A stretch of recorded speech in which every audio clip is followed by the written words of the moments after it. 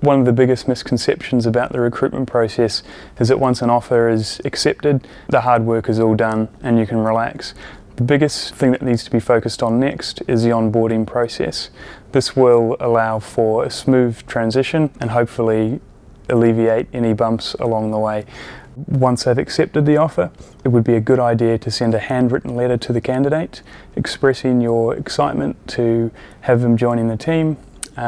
This is also quite nice to potentially be accompanied by a gift basket or some type of token gesture, which can also be received well by the family also.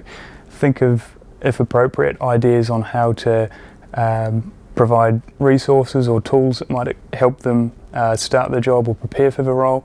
This can again show a level of interest in their development and help them ease into the role also.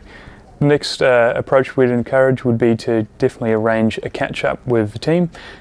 Good way to introduce them to some of the personalities in a social environment and start that assimilation process. A week prior to start date, I think it's a good idea to send an email outlining some of those smaller tasks around car parks, how to access the building, who to ask for on arrival, and the time of starting, maybe something around dress wear. Just helps alleviate some of those fears when joining a new company.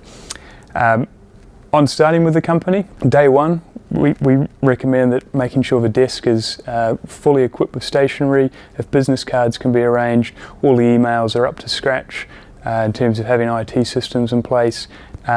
Quite good idea is to have some branded merchandise. If there's coffee mugs or a coaster, just starts to give that feeling of belonging and pride in the company brand as well. On day one, or at least within the first week, arrange a catch up with the team, take out to lunch, again part of the welcoming process, and hopefully will smooth and speed up that induction into the company. During the first 4 weeks, we think it's a good idea to bear in mind that there are potentially family members that are also going to be affected by this transition into a new company. So maybe look for opportunities to include the spouses and the children in some social activities with the company as well. We find that it also helps with that transition process.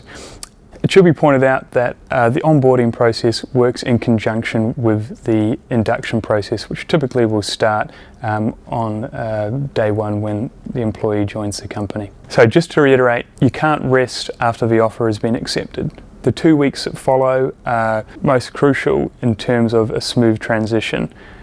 In terms of a candidate that is leaving an employer, often red carpet will be rolled out. They'll be pulling out all the stops to make sure this individual doesn't leave that organisation. It's very important that you give them reassurance that they're making the right decision in their next career move.